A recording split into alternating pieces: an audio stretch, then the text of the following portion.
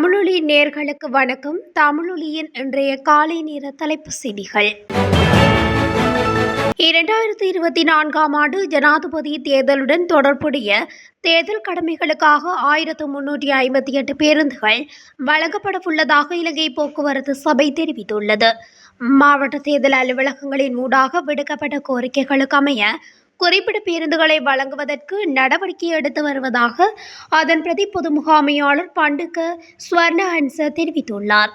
மேலும் தேர்தல் தொடர்பான போலீசாரின் பணிகளுக்காக 175 பேருந்துகள் வழங்கப்படவுள்ளன. அதேவேளை வாக்களிப்பதற்காக கிராமங்களுக்கு செல்லும் மக்களின் வசதிக்காக இன்று மற்றும் நாளை விசேட தொலைதூர பேருந்து சேவையொன்றை முன்னெடுக்க திட்டமிடப்பட்டுள்ளதாக இலங்கை போக்குவரத்து சபை தெரிவித்துள்ளது. அத்துடன் கொழும்பு கோட்டைக்கும் காங்கேசந்துறைக்கும் இடையில் இன்று விசேட தொடருந்து சேவையை இயக்க திட்டமிடப்பட்டுள்ளதாக தொடருந்து திணைக்களம் தெரிவித்துள்ளது. இலங்கை மற்றும் சர்வதேச இறையாண்மை முறி உரிமையாளர்களுக்கும் இடையில் கொள்கை ரீதியான இணக்கப்பாடுகள் எட்டப்பட்டுள்ளன. லண்டன் பங்கு சந்தையை மேற்கோள் காட்டி இந்த தகவல் வெளியாகியுள்ளது. சர்வதேச இறையாண்மை சந்தையிலிருந்து பெறப்பட்ட 12.5 பில்லியன் அமெரிக்க டாலர் கடன் தொகை, சீன அபிவிருத்தி வங்கியிடமிருந்து பெறப்பட்ட 3.3 பில்லியன் அமெரிக்க டாலர் கடன் தொகையினையும் மறுசீரமைப்பதற்கான சந்தர்ப்பம் இலங்கைக்கு வழங்கப்பட்டுள்ளது. இதற்கமைய 17.5 பில்லியன் டாலர் கடன் தொகையினை மறுசீரமைப்பதற்கு சர்வதேச இறையாண்மை முறி உரிமையாளர்களுடன் இலங்கை இணக்கப்பாட்டினை எட்டியுள்ளது. இதன்படி இலங்கை மற்றும் சர்வதேச இறையாண்மை முறி உரிமையாளர்களுக்கிடையே கொள்கை அளவிலான இணக்கப்பாடு எட்டப்பட்டுள்ளதாக லண்டன் பங்கு சந்தை அறிவித்துள்ளது. எதிர்வரும் 21ஆம் தேதி நடைபெறவுள்ள இலங்கை ஜனாதிபதி தேர்தல் அன்று வாக்கெடுப்பு நிலையங்களில் வாக்களிக்கும் சந்தர்ப்பங்களையும் அடையாளமிடப்பட்ட வாக்குச்சீட்டுகளையும் நிழற்படம் எடுத்தல் மற்றும் வீடியோ எடுத்தல் அல்லது சமூக ஊடக வலைத்தளங்களில் வெளியிடுதல் என்பன தேர்தல் சட்டத்தை மீறும் செயல்கள் என தேர்தல்கள் ஆணைக்குழு குறிப்பிட்டுள்ளது. எனவே அத்தகைய செயல்களை தவிர்க்குமாறு அனைத்து சமூக ஊடக வலைத்தள கணக்குகளை வைத்திருப்பவர்களுக்கும் அவற்றின் நிர்வாகிகளுக்கும் தேர்தல் ஆணைக்குழு அறிவிப்பு விடுத்துள்ளது.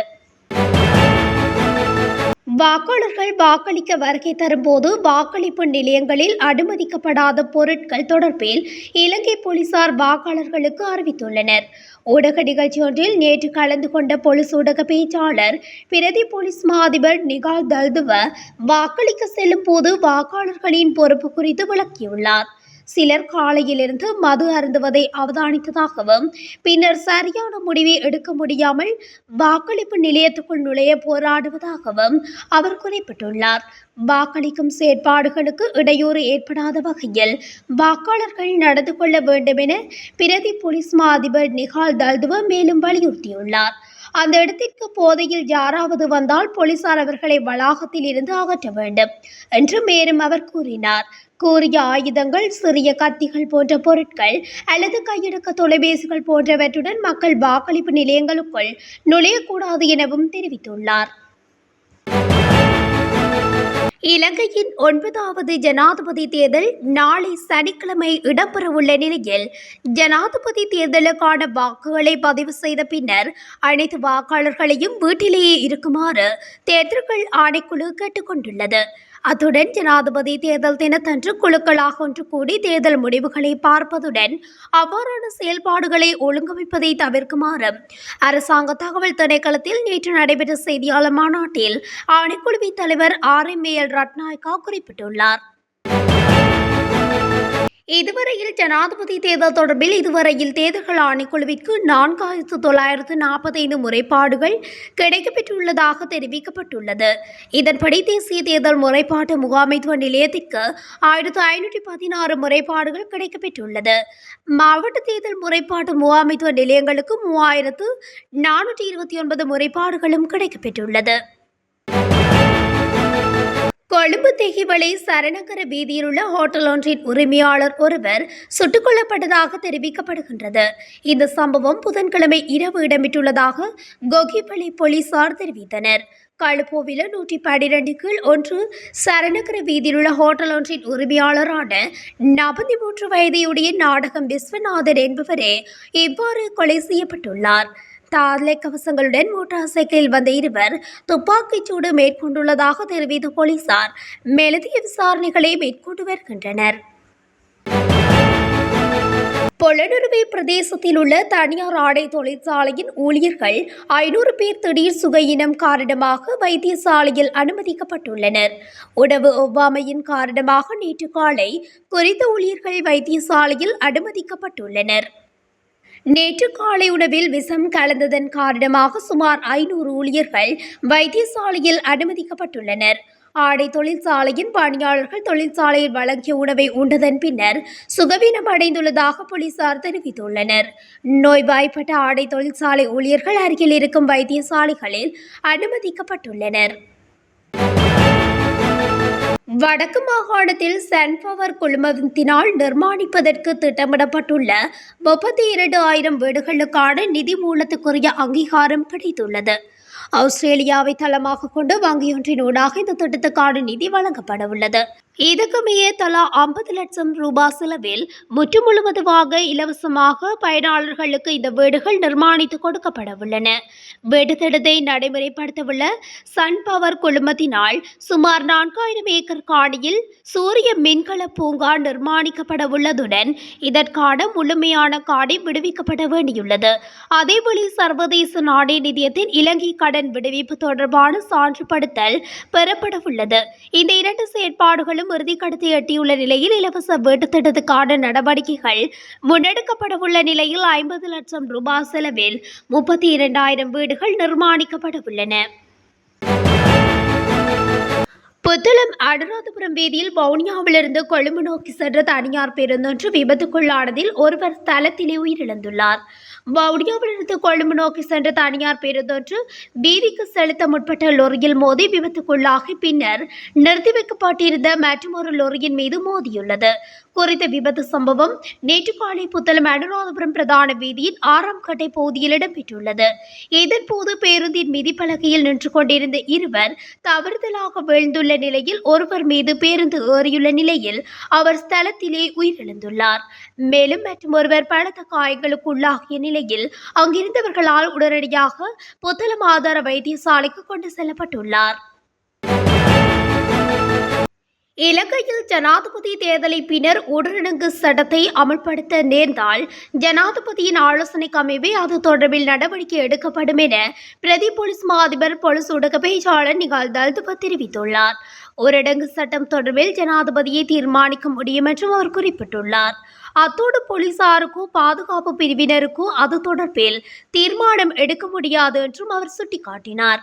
மேலும் தேர்தலுக்கான பாதுகாப்பு நடவடிக்கைகளுக்காக நாடு முழுவதிலும் 63,000க்கும் மேற்பட்ட காவல்துறையினர் கடமையில் ஈடுபடுத்தப்பட உள்ளதாகவும் போலீஸ் பேச்சாளர் நிகால் தல்துவ தெரிவித்துள்ளார். வவுனியா ஓமந்தை பகுதியில் இடம்பெற்ற வாகன விபத்தில் இருவர் உயிரிழந்துள்ளதாக ஓமந்தை போலீசார் தெரிவித்துள்ளனர். கிளிநொச்சி வட்டக்கச்சி பகுதியைச் சேர்ந்த 46 வயதுடைய வீரசிங்கம் ஜனிதரன் மற்றும் ஓமந்தை பகுதியைச் சேர்ந்த 48 வயதுடைய சண்முகராஜா ஜோகராஸ் ஆகியோரே இவ்வாறு உயிரிழந்துள்ளனர்.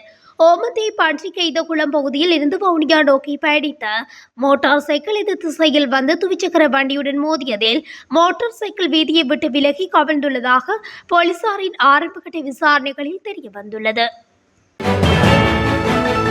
தகாத உறவில் ஈடுபட்ட தனது மனைவியின் கையை 2ஆக வெட்டியெடுத்த கணவன் கைது செய்யப்பட்டுள்ளதாக தெல்லிப்பளை போலீசார் தெரிவித்தனர். போலீசாருக்கு கிடைத்த தகவலின் பேரில் சந்தேக நபரான கணவன் யாழ்ப்பாணம் அளவட்டி பிரதேசத்தில் வைத்து கைது செய்யப்பட்டுள்ளார். சந்தேக நபரான கணவரின் ஒரு கை போரில் ஏற்பட்ட விபத்தில் துண்டிக்கப்பட்டுள்ளதாக போலீஸ் விசாரணையில் தெரிய வந்துள்ளது. சந்தேக நபரின் மனைவி மற்றும் ஒரு நபருடன் நீண்ட காலமாக தகாத உறவில் ஈடுபட்டு வந்துள்ளதுடன் சந்தேக நபரான கணவன் இது தொடர்பில் தனது மனைவிக்கு பல தடவைகள் எச்சரிக்கையை விடுத்து வந்துள்ளார். சம்பவத்தினத்தன்று சந்தேக நபரின் மனைவி வீட்டின் அறைக்குள் இருந்து ரகசியமாக தனது கள்ள காதலனுடன் தொலைபேசியில் தொடர்பு கொண்டிருந்துள்ள நிலையில் அதனை அவதானித்த கணவன் தனது மனைவியின் கையை 2ஆக வெட்டியெடுத்துள்ளார். காயமடைந்த 41 வயதையுடைய மனைவி தெல்லிப்பளை வைத்தியசாலையில் அனுமதிக்கப்பட்ட பின்னர் மேலதிக சிகிச்சைகளுக்காக யாழ் போதனா வைத்தியசாலைக்கு மாற்றப்பட்டுள்ளதாக போலீசார் தெரிவித்துள்ளனர். நடைபெறவுள்ள ஜனாதிபதி தேர்தல் தொடர்பில் அறிவிக்கும் விசேட ஊடகவியலாளர் சந்திப்பினை நடத்திய தேர்தல்கள் ஆணைக்குழு அனைத்து ஊழியர்களுக்கும் வாக்களிக்க விடுமுறை வழங்கப்பட வேண்டும் என தெரிவித்துள்ளது. அந்த வகையில் தனியார் துறை ஊழியர்களுக்கும் கீழ்கண்டவாறு தூரத்திற்கேற்ப விடுமுறை அளிக்க வலியுறுத்தப்பட்டுள்ளது. இதன்படி 40 கிலோமீட்டர் அல்லது அதற்கு குறைவாக இருந்தால் அரை நாள் விடுமுறை வழங்கப்பட வேண்டும். 40 தொடக்கம் 100 கிலோமீட்டர் வரை இருந்தால் ஒரு நாள் விடுமுறை வழங்கப்படவுள்ளது. இதேவேளை 100 தொடக்கம் 150 கிலோமீட்டர் தூரம் என்றால் 1.5 நாள் விடுமுறையும், 150 கிலோமீட்டருக்கு மேலிருந்தால் 2 நாட்கள் விடுமுறையும் வழங்கப்பட வேண்டும் என தெரிவிக்கப்படவுள்ளது.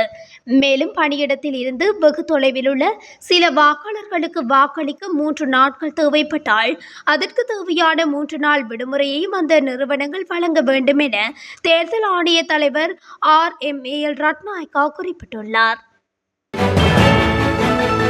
நாட்டின் சில பகுதிகளில் கடந்த 24 மணித்தியாலங்களுக்குள் இடம்பெற்ற வாகன விபத்துகளில் 14 வயது சிறுமி உட்பட 6 பேர் உயிரிழந்துள்ளதுடன் ஒருவர் படுகாயமடைந்துள்ளதாக போலீசார் தெரிவித்துள்ளனர். இதற்கமைய அம்பாறை, காரைதீவு, கிளிநொச்சி, பேயாங்கொடை, கட்டுகஸ்தோட்டை, வவுனியா மற்றும் ஓமதி ஆகிய பிரதேசங்களில் குறித்த விபத்து சம்பவங்கள் பதிவாகியுள்ளன. இந்நிலையில் ஏற்பட்ட விபத்து சம்பவங்களின் போது 4 பேரை கைது செய்துள்ளதாகவும் போலீசார் குறிப்பிட்டுள்ளனர். இத்துடன் தமிழொலியின் இன்றைய காலை நேர தலைப்பு செய்திகள் நிறைவடைகின்றன. தொடர்ச்சியாக இதுபோன்ற செய்திகளை அறிந்து கொள்ள தமிழொலி ஊடகத்துடன் இணைந்திருங்கள். நன்றி, வணக்கம்.